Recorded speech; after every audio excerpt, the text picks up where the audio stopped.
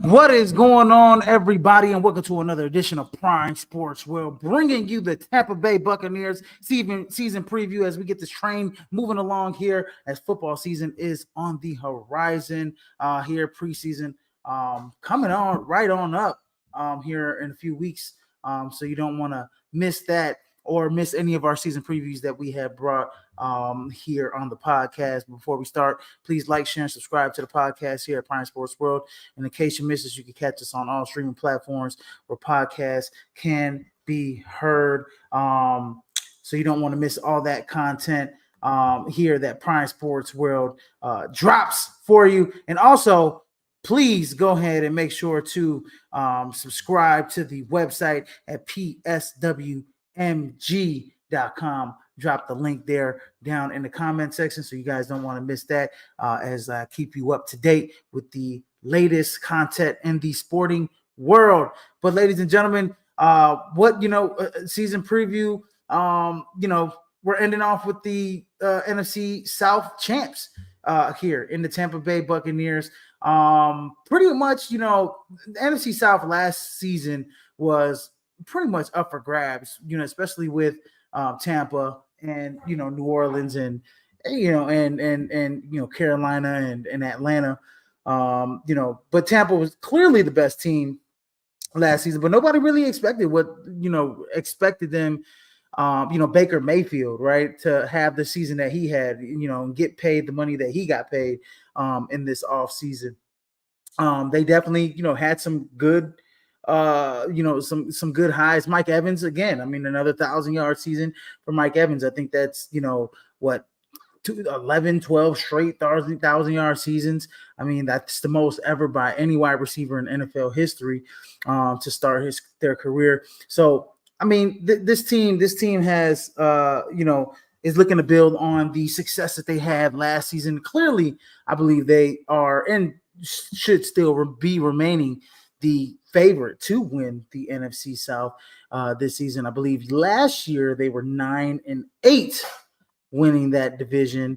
So that look, hey, Tampa Bay is a team that should probably win about 10, 11. I expect them to have a increasing win differential, like one or two games maybe, and we'll get into that. But anyways, here are the storylines, man. First storyline, replacing Dave Canellis, who, ended up taking the head coaching job for the Carolina Panthers within the division. Under Dave Canellis was their offensive coordinator last season. Under Dave Canellis, he was, they were, 18. They're pretty much middle of the pack. But in terms of like offensive efficiency, I mean, they were a top 10 team in passing touchdowns. They were number 6 in the NFL in big plays of 20 yards, tied for third in plays of 40 yards in the passing game. And then the rushing game, they were, overall, this team was pretty good. I mean, this team was a team. They weren't killing you offensively. Like, they were in the bottom half of total yards, but they were in the top 10 in touchdowns. So they really went out there and scored, and they were a really, really good team. When it came down to the third and fourth down conversion percentage, they were top 10 in third down percentage last year under Dave Canellis, and they were second in the league overall. They completed 66.7% of their fourth down conversions. So I mean, this team, was inconsistent in a way, offensively. When it came to yardage, they're middle of the pack. I mean, this team, they could, Baker Mayfield had a better year than what people expected. I mean, people pretty much were, we were even saying that that Tampa was probably going to finish third or fourth in the South last season. They ended up winning the division. And so, this team was, I want to say, middle of the pack, maybe better than average offensive team under Dave Canellis. And what he did, for what it's worth, I mean, they put up some points, and they were in some battles last season. And so they replaced him with Liam Cohen, who was the former offensive coordinator and wide receivers coach for the Los Angeles Rams. I think he was the former offensive coordinator back in 2022. And then he was a wide receiver coach in 2020. If I'm not mistaken, that might have been the no, it was not. It was not the Super Bowl year. But anyways, nonetheless, he has some NFL background, some pro background. Last year, he was the offensive coordinator and the quarterbacks coach for Kentucky. So that's what they're getting here with Liam Cohen. This guy, he's pretty much a journeyman coach. Always been an offensive coordinator out of Carson, California. You know, started his career as an offensive coordinator for Carson High School, El Camino College. He was under Pete Carroll for a little bit of time as their strength coach. He was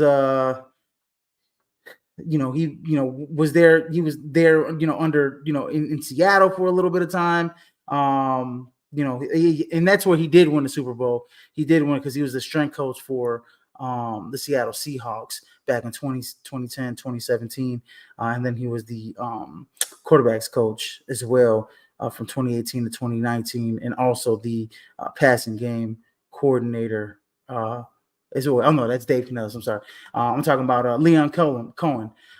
So this guy, obviously, man, he's a that's what they're missing with Dave Canellis. He's a guy that was a journeyman coach, and he worked his way up. Pete Carroll guy came up through the branches. But Liam Cohen is new offensive coordinator for the Tampa Bay Buccaneers, and should do some things for them. He's another guy that was under. He was another guy that was under the Sean McVay tree.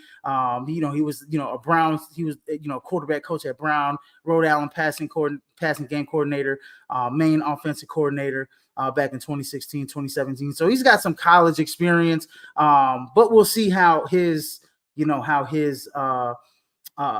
playing, coaching style should be with the Tampa Bay Buccaneers. Baker Mayfield had an excellent year last season. Got paid as well. He's a guy. He threw over 4,000 yards.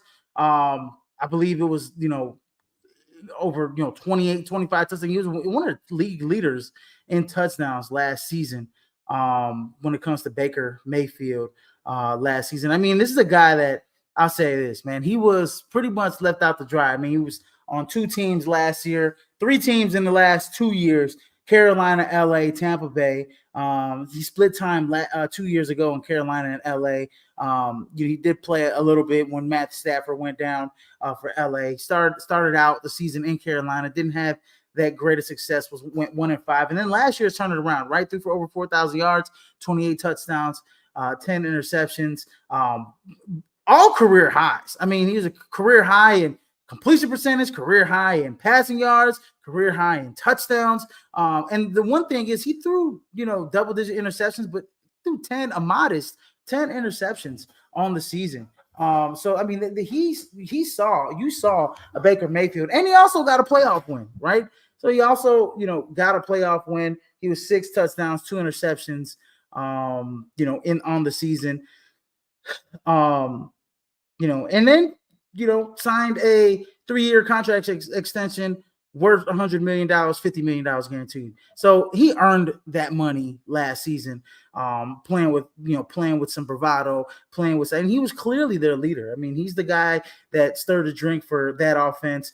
Without them, they wouldn't have gone that far in the playoffs as well. So, I mean, and he also, look, the Tampa Bay Buccaneers dethroned the defending NFC champions in the Philadelphia Eagles, right? 32-9. And then they ended up losing to Detroit, which was a, controversial loss in a way, for the Buccaneers. I mean, you're talking about they were 1 or 2 plays away from making the NFC Championship game, last season. So Tampa Bay Buccaneers are a team that, I think this season are looking to build upon that success that they had last season, especially with Baker Mayfield. And I do think that he can, have a, successful campaign as we get into their roster a little bit more as we go through the show. But I mean, I think this team, they improved the offensive line.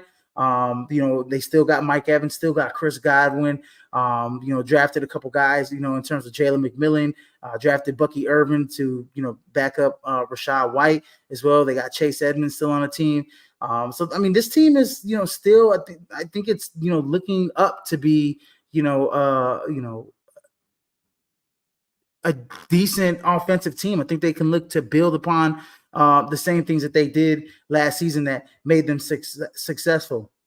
How good is their secondary, which is the third storyline for the Tampa Bay Buccaneers, right? So this secondary is pretty damn good. I mean, Zion McCollum, Jordan Whitehead, Antoine Winfield Jr., who just got paid. I think he's highest paid safety ever. Jamal Dean, Christian Azian. I think this Tampa Bay Buccaneers, and we're talking about a team that when it came down to it, last season, this team was, in the bottom half.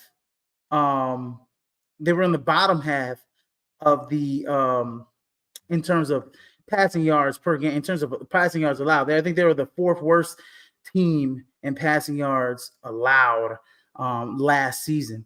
So I expect them to, be a little bit better this season. I think they definitely, improved, on their, on their in their secondary, especially, at the safety position, right? You got Antoine Winfield Jr., Jordan Whitehead. I think those guys are going to be excellent down there in the back end for the Tampa Bay Buccaneers. So I think this team could be pretty solid when it comes down to the secondary. But I mean, you can only go up from being the 4th worst team, in terms of giving up yards per game than what they were, right? Only way is up, or maybe it's down.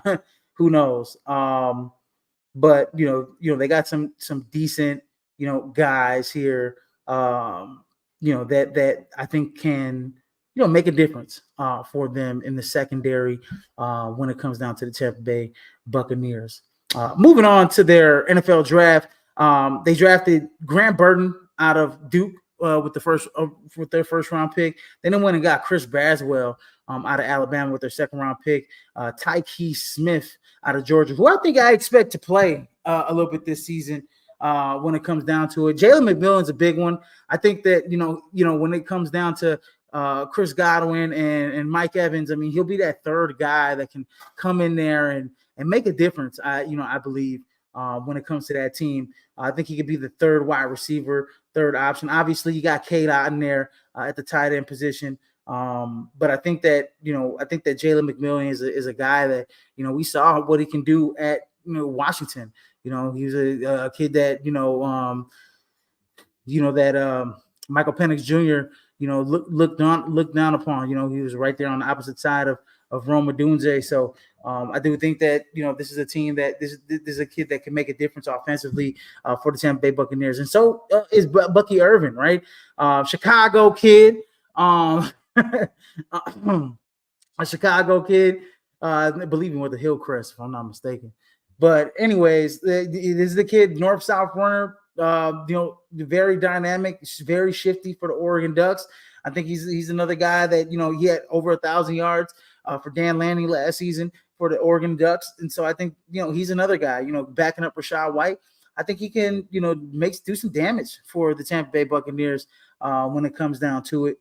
And then the 6th or 7th round pick, they got Elijah Klein from UTEP and Devin Cope out of Washington. So they really dug deep into that. They got 3 Pac-12 guys in the draft, and I think when I look at their draft, I look at Grant Barton. I think he is going to start.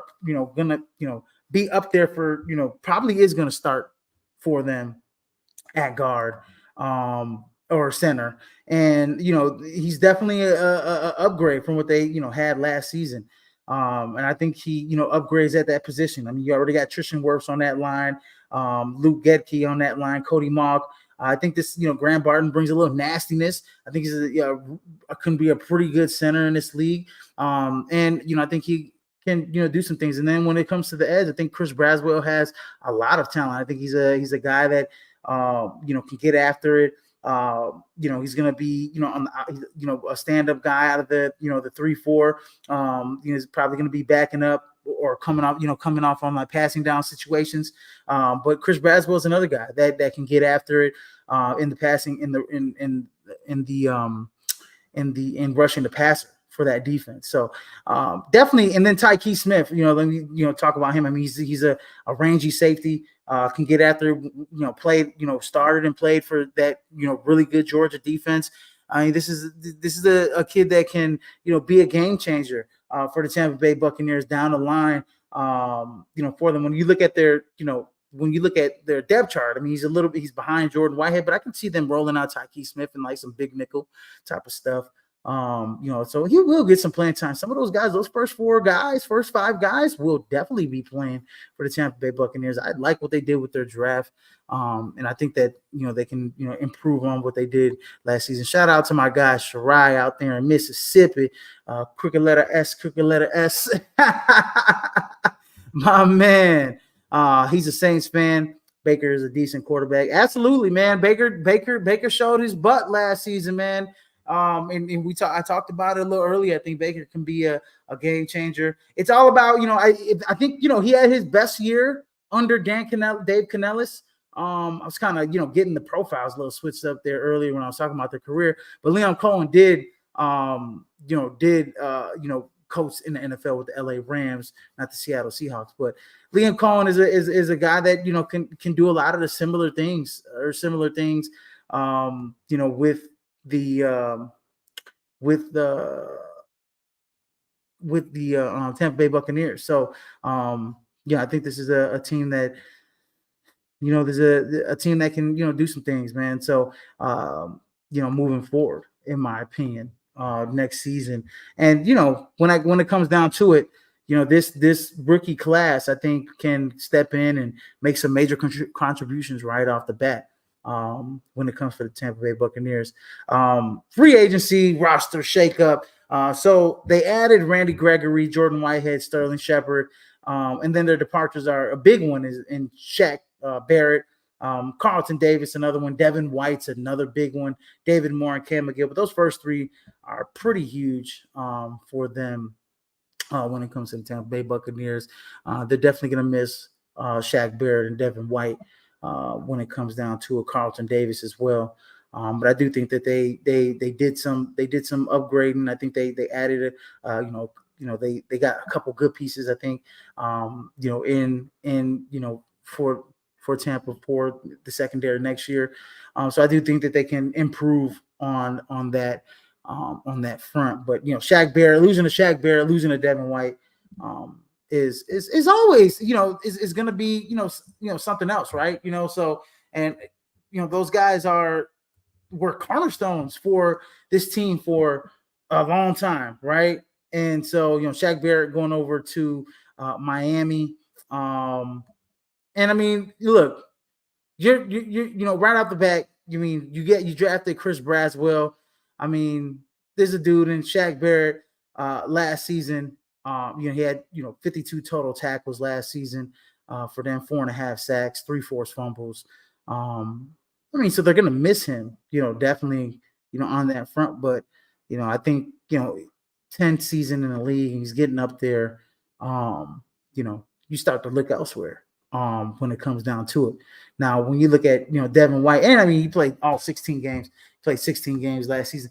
But when you look at the guy like Devin White, now that's the big one, right? I mean, you lose Devin White to the Philadelphia Eagles, and it's what are you going to do to replace that? I mean, I know they did some things. I know Levante David still stayed. KJ Britt's a nice player, but Levante David and Devin White, just didn't get any better than that, in my opinion. In terms of, in terms of a tandem, a linebacker tandem. So 83 total tackles last season for Devin White. He's in the prime of his career right now. Did have some injury issues last season, but he's always been a solid linebacker for the Tampa Bay Buccaneers. He missed a couple games last season, but he's always been a solid guy for this team. And they're truly going to miss him. It's big time that they're going to miss him. But I do think that they got guys that can step up, as I mentioned, for this team. So moving into their scheduling. So I'll just kind of go through it. Their first game is at home against the Washington Commanders. I think that's a W.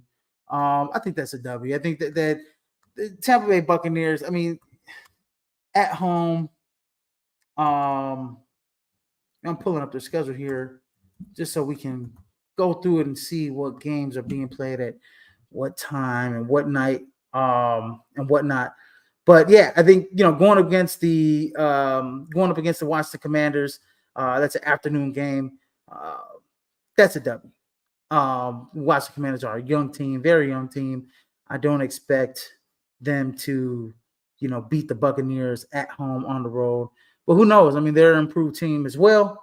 But I got the Buccaneers taking that one. Then the second week, they have the rematch of the divisional playoff, going on the road into Detroit. I got them taking an L right there, against the Lions. Just too good on the road. I think the Lions are going to be a very good team, tops in the NFC again.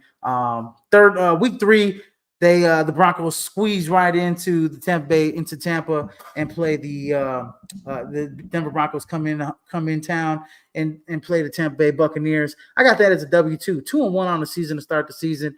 Broncos, they have a young quarterback. Young team, they're still in the growing pain section. I think the Buccaneers are a little bit more solidified, especially at home. I think they'll be a good team this year at home. And then week 4, we have the Philadelphia Eagles coming into town in the rematch of the wild card matchup last season. And this is where it gets interesting. I do think that the Philadelphia Eagles will come into Tampa, and I think they will get their revenge. I think they've been having that one circled on. They got that one circled early in the season. And I think that the Philadelphia Eagles are, they'll bounce back this season. I think they were on a little bit of a high from their Super Bowl appearance 2 years ago. But nonetheless, I do think that this team can go into Tampa and win. So Tampa starts the year 2-2. And then we have Thursday night football on week number 5. And this one, I believe, is a Thursday night football game against the Atlanta Falcons on the road.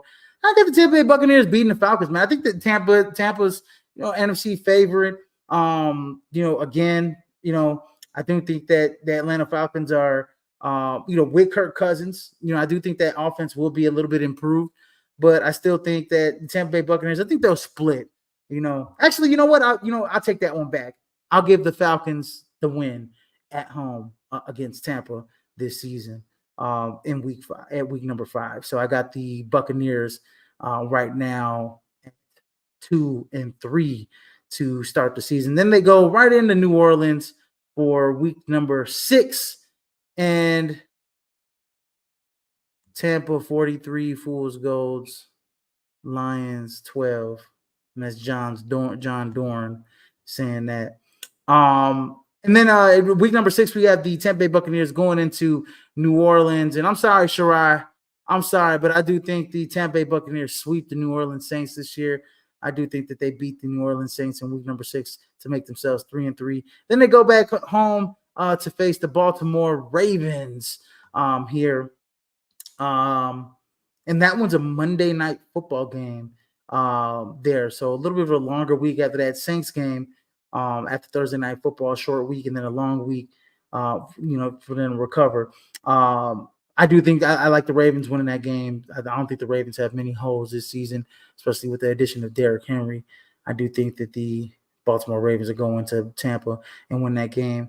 Got Tampa at 3-4 so far in the season, and then the Atlanta Falcons come right in into Tampa in week number 8 and face the Bucks. And this is where I got the Bucks winning. They're 4-4 against the they're 4-4 against the Atlanta Falcons so far in week number 8. And then the following week is a Monday Night Football game here against Kansas City, which is going to be a tough one, in my opinion. It's going to be November. Might be a little cold down there in Arrowhead. May not be. I don't know. But it's Monday Night Football game nonetheless, going up against the defending champs, Kansas City Chiefs. Here, I got Tampa Bay Buccaneers losing that game in week number 9. So I got them right now at 4-5 on the season. And then they come back home for week 10 and go up against the San Francisco 49ers before they hit a bye week here for week 11. And I like the San Francisco 49ers to go into Tampa and win. I think San Francisco has a style that can win on the road and at home. So right now we're talking about Tampa being 4-6, which is still in contention to win the NFC South. Like, let's be real. They're gonna win the NFC South. So let's just pump the brakes on the 4-6 to start the season. They got week 10, and then they have the week 10 bye, and then week 11 they're on the road against the Tampa Bay Buccaneers. That one's an afternoon game. In week 12 they're going up against the Tampa Bay Buccaneers. They're in New York, going up against the New York Giants. I think that's a W there for the Tampa Bay Buccaneers. Then they go in from week 12 from New York. They go into week 13 against the Carolina Panthers. And I do think that the Tampa Bay Buccaneers beat the Carolina Panthers to even everything up at 6-6. Then they come back home, go up against the Vegas Raiders at week 14. That's an early afternoon game. And I expect the Tampa Bay Buccaneers to win that game as well. 7-6 so far on the season after week 14. And then week 15, they go into LA to face Justin Herbert and the Chargers. I do like the Chargers to win that game. So I got them at 7-7 so far in week 15 after week 15. Then they go in to Dallas to play the Dallas Cowboys on Sunday Night Football. And these games are very important. Very, very important for the Tampa Bay Buccaneers and the Dallas Cowboys. And I think this was going to be a very good game. I think it's going to be a close game. But I'm going to have the Dallas Cowboys winning this game. And we see a little bit of Tampa is a good home team, but on the road, I think they'll have some faults. They got, a schedule, they're on the road against the Chargers, on the road against the Chiefs, on the road against the Cowboys. So this is, on the road against the Lions. So, this is going to be a tough, road schedule for the Tampa Bay Buccaneers, in my opinion, in my estimation. It's a tough road campaign schedule for the Tampa Bay Buccaneers. So I got them falling to 7-8 after week 16. And then we got week 17. I do think they sweep the Carolina Panthers at 8-8. They sweep the Carolina Panthers, and then back at home, 8-8, going up against the New Orleans Saints. And this is pretty much to wrap up the division title at home. I think they're a 9-8 ball club again. I mean, like I said, I think 9 or 10 wins. I think there's some games that I think may be close that I might have had. I think that they can probably sweep the division. I think that they split with Atlanta. I think Atlanta, is right there with them when it comes to 8-9 wins this season after adding Kirk Cousins. We could say that they might, be able to squeak out one of those road games, like maybe against LA, maybe against Dallas down the stretch. You're talking about 9-10 wins for this team. I think floors is 8-9. like they lose, they have a hiccup against the Raiders or something like that at home, or they have a hiccup against New Orleans or something like that, on the road. But I think 8 wins is their floor. I think their ceiling is 10 wins. I think ceiling's 10 wins, floor is 8 wins, ceiling's 10 wins for the Tampa Bay Buccaneers. But anyways, let us know what you think in the comment section for the Tampa Bay Buccaneers and what you think their record will be. But anyways, that is a wrap, ladies and gentlemen. We will come back here tomorrow with season previews. I believe I'll be coming with the Tennessee Titans, so you guys don't want to miss that season preview here as we begin the AFC South on Wednesday. But anyways, please like, share, and subscribe to the podcast here at Prime Sports World. And in case you missed us, you catch us on all streaming platforms where podcasts can be heard here on Prime Sports World. And if you, in case you missed us, you can always catch us on YouTube, Facebook, and Twitter and Twitch as well. And please make sure to subscribe to the Prime Sports World internet site at pswmg.com because you don't want to miss that up-to-date content that Prime Sports World is bringing out, ladies and gentlemen. But that's been a wrap for tonight. I will see you guys tomorrow here at 8 o'clock on the dot here. And ladies and gentlemen, in case I missed you, man, good afternoon, good evening, and good night.